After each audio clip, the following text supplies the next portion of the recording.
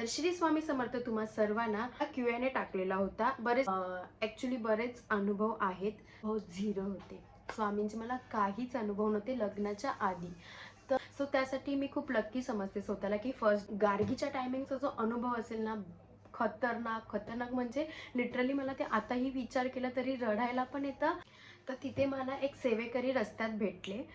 खूप लक्की आहेस की 8वा महिना संपूनही तू एकटी स्वतः चालत येतेस इथपर्यंत। म्हणजे तेव्हा सप्त्यामध्ये सर्व 7 दिवस पूर्ण सेवा करून घेतलेली होती स्वामींनी माझ्याकडून। आणि ते जरी नव्हते पण स्वामींच्या म्हणजे बोलतात ना, माणसात देव असतो। जर पोटाला हे लावलं, विभूती लावली, सो माझं तर पोट दुखत होतं। मला माहिती आहे की मला गार्गीचं नाव ठेवायचं होतं। स्वामींच्या इच्छेने, स्वामींची इच्छा असेल की स्वामींचे अनुभव आहेत। आणि मला रील येते ना, अच्छी लगी तो अच्छी, नाही तो बुरी सही। नमस्कार मंडळी, तुमचं स्वागत आहे आपल्या एका नवीन व्हिडिओमध्ये। तर श्री स्वामी समर्थ तुम्हा सर्वांना। तर आजचा आपला व्लॉग आहे की स्वामींचे अनुभव। मी एकदा Q&A टाकलेला होता, बरेच दिवस झाले। तर त्याच्यावरती मला रिप्लाय आले होते की ताई तू स्वामींचे अनुभव सांग, तुझा डेली रुटीन सांग। तर त्यामध्ये मी चूज केलेला आहे स्वामींचे अनुभव। ॲक्च्युली बरेच अनुभव आहेत, त्यातले मी काही तुम्हाला सांगणार आणि जे आहे ते खरंच सांगणार। स्वामी नेहमी पाठीशी आहेत, खोटं बोलून काहीच भेटणार नाहीये। सो पहिली गोष्ट तर खोटं बोललेलं आवडतच नाहीये। तर आपण स्टार्ट करूया। फर्स्ट वन, तुम्हाला आमची लव्ह स्टोरी अर्धी मी सांगितलेली थोडी बहुत। तर आता माझे मम्मी पप्पा पण बोलायला लागलेले आहेत, हे पण तुम्हाला माहिती असेल जर तुम्ही माझे व्लॉग बघत असतील तर। तर म्हणजे स्वामींच्या मठात आम्ही जायचो। मी जेव्हा आई वडिलांकडे राहायचे तेव्हा आम्ही स्वामींच्या मठात जायचो, पण म्हणजे दर्शन घ्यायचो। मी कधीच असं माळ जप, स्वामी चरित्र सारामृत, पारायण अजून करायचे मला, हे सर्व गोष्टी मी कधीच केल्या। तारक मंत्र म्हण, फक्त स्वामींच्या पाया वगैरे पडून यायची, प्रसाद वगैरे घेऊन यायची, नॉर्मल। आणि अनुभव झिरो होते स्वामींचे, मला काहीच अनुभव नव्हते लग्नाच्या आधी। तर मी जेव्हा माझं लग्न झालं आणि लग्न करून आल्यानंतर जेव्हा मी फर्स्ट टाइम स्वप्नील सोबत केंद्रात गेलेली, ते भांडूपचं केंद्र आहे तिथे केंद्रात गेलेली। तर तिथे त्या केंद्राचं म्हणजे नवीन रिडेव्हलप झालेलं होतं आणि त्याची पूजा होती, होम हवन होतं। त्या दिवशीच आम्ही गेलो, म्हणजे लग्नाच्या पहिल्या दिवशीच आम्ही त्याच दिवशी गेलो, होम हवनाच्या दिवशी गेलो। तर स्वप्नील मला बोलतो की जयू, म्हणजे माझं निकनेम जयू आहे, तर मला बोलतो की हे वेगळं केलंय सर्व, म्हणजे डेव्हलप केलंय। तर म्हटलं असेल, कारण मला तर माहिती नव्हतं की कसं होतं। तर नंतर त्याने मला फोटो दाखवला, ते बघ पहिले नॉर्मल मूर्ती होती आणि आता डेव्हलप केलं। आणि त्या दिवशी आम्हाला होम हवन दोन्ही भेटलं।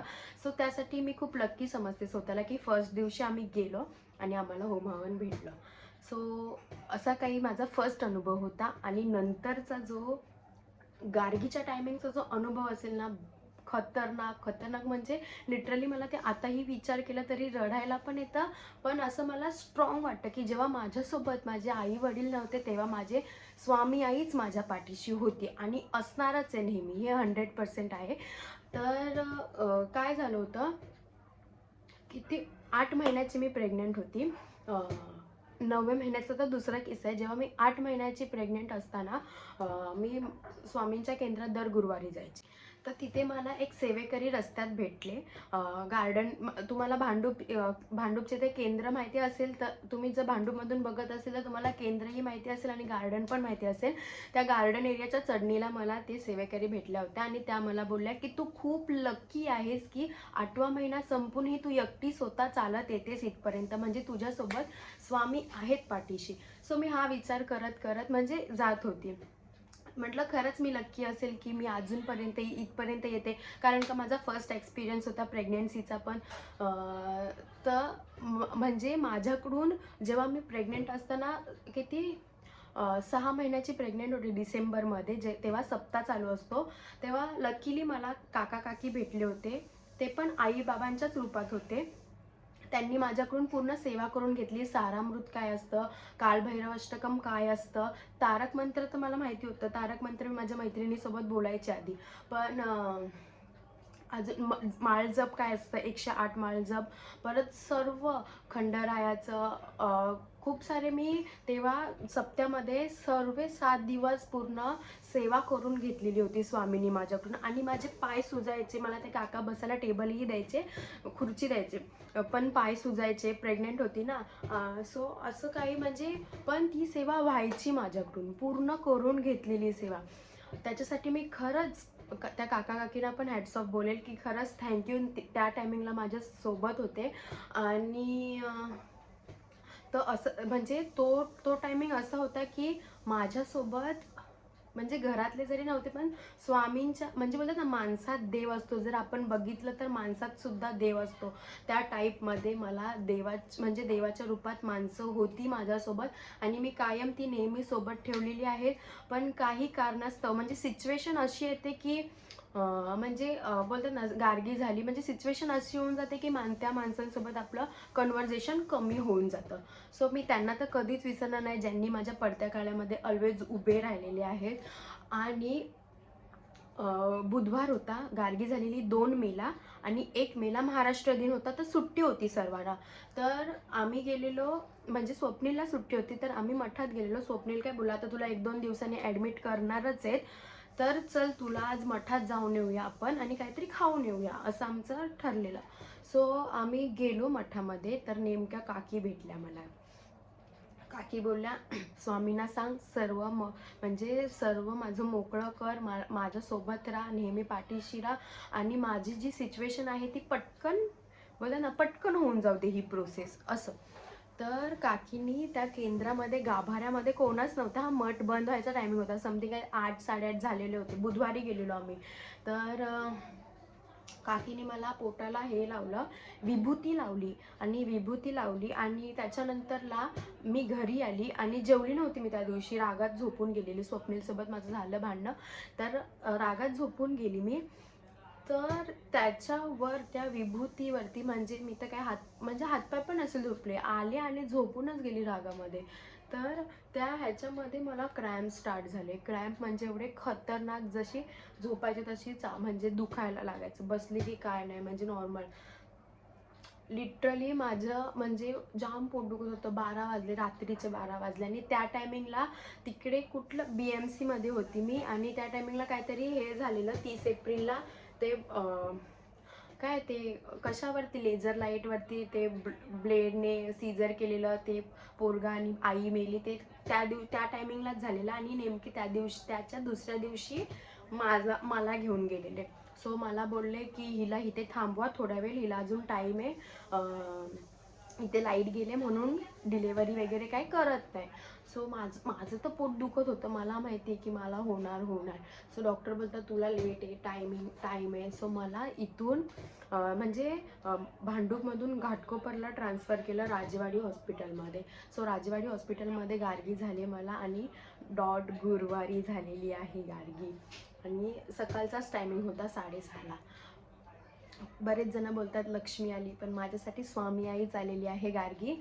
आणि खरंच तो टायमिंग एकदम बोलतात ना, म्हणजे मी आता जरी तो विचार केला, अंगाला काटा येतं की मी ह्या सर्व गोष्टी कसं करू शकली. पण मला असं वाटतंय की माझ्यासोबत स्वामीच होते माझ्यासोबत. आणि नेहमीप्रमाणे माझा आयफोन स्टोरेज फुल झालेला आहे. हेच कारण आहे की ज्याच्या कारणाने मी व्लॉग काढत नाही. आणि खूप असे इंटरेस्टिंग व्लॉग होतील माझ्याकडे खूप कन्सेप्ट व्हिडिओ आहेत, तुम्हाला आवडतील असे व्हिडिओ आहेत, पण मोबाईल काय मला साथ देत नाही आहे. कधी मोबाईल भेटेल स्वामी कृपेने मला माहिती नाही, पण लवकरच मोबाईल भेटायला पाहिजे मला नवीन, ज्याच्यामध्ये मला स्टोरेजचा प्रॉब्लेम अजिबात नको व्हायला. आता मी लिटरली 2 ॲप उडवले तेव्हा स्टोरेज म्हणजे भेटलाय मला व्हिडिओ काढायला पुढचा. सो असा होता माझा म्हणजे गार्गी जेव्हा झाली ना मला, आणि मला गार्गीचं नाव ठेवायचं होतं स्वामिनी. आणि हे माझं ठरलेलंच होतं की म्हणजे मुलगा किंवा मुलगी होऊ दे. म्हणजे लिटरली मला घरचे बोलायचे, सासरकडचे, की तुला मुलगाच होणार. आणि मला इंस्टाग्रामला कमेंट पण यायचं की तुला मुलगाच होणार आहे. तर मी काय म्हटलं की असं स्वामी म्हणजे स्वप्नीललाच ही गोष्ट बोलली होती. आम्ही जस्ट असे बसलेलो, खाली राऊंड मारायला जायचो.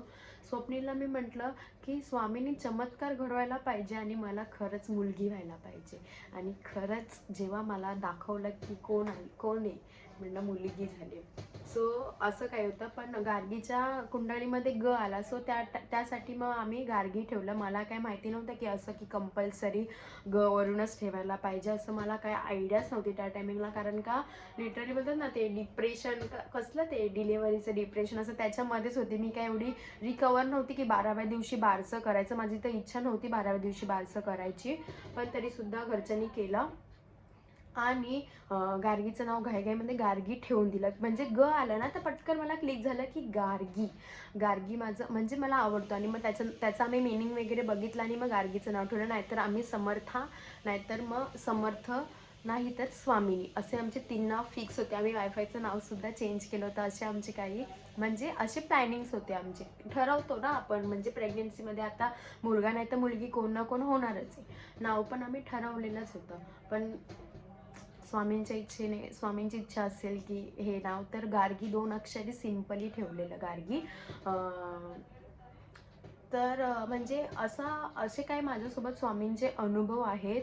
आणि आता 1-2 दिवसापूर्वीची गोष्ट, ती पण सांगते. 1-2 दिवसापूर्वीची गोष्ट. स्वप्नीलच्या त्या जिभेखाली आहे ना लिटरली फोड आलेला. फोड म्हणजे वेगळाच, म्हणजे आपली गाठ टाईप कशी असते तसं काहीतरी होतं. म्हणजे मलाच नव्हतं कळालं. आपलं तोंड येतं वेगळं आणि गाठ टाईप असते ती वेगळी असते.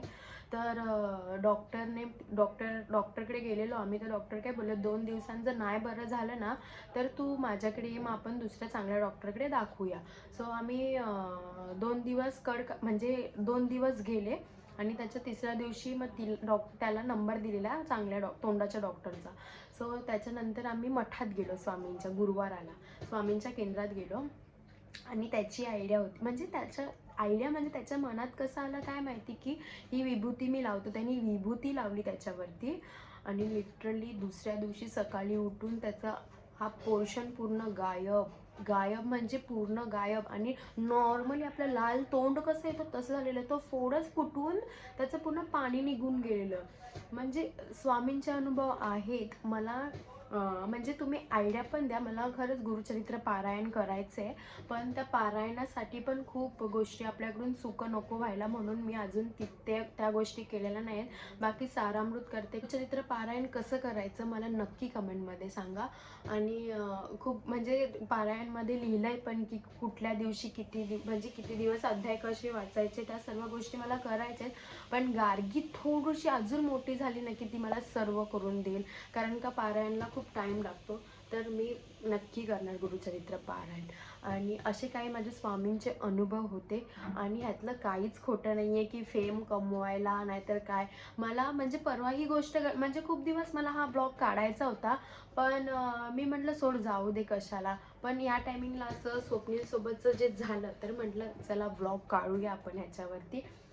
आणि खरंच तुम्ही मानलं तर आहेच देव, मानलं तर म्हणजे देव आहेच. फक्त त्यांची सेवा करायची बस. बाकी काहीच गोष्टी, म्हणजे आपण शिव्या देतो, श्राप देतो, मग त्या गोष्टी नकोच आहेत आपल्या तोंडामध्ये. फक्त तुझं चांगलं होतंय ना, होऊ दे, एवढंच बोलायचं. आणि कोणाबद्दल वाईट विचार करायचाच नाही. म्हणजे हँड रुसला आणि तोंड रुसला मला आवडतच नाही. पण हां, जो माझ्या मागून आता माझ्याशी कोण चांगलं बोलत असेल आणि तेच लोक माझी मागून काढत असतील ना तर त्यांच्याशी लांबच राहिलेलं बरं.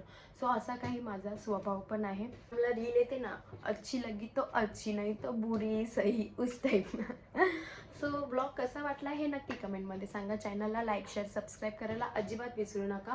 आणि पुढे मी असेच ब्लॉग घेऊन येत राहील आणि डेली ब्लॉग काढायचा प्रयत्न करेल. फक्त माझ्या मोबाईलने ह्या साथ दिली पाहिजे. आणि गार्गी आता नाही आहे, गार्गी गेले तिकडे तिच्या आजीकडे. सो मी म्हटलं हा शूट करून घेऊया, ब्लॉग काढून घेऊया. हे पण येतील आता कामावरून. तर सपोर्ट करा आपल्या चॅनलला, स्नेहल मोरे.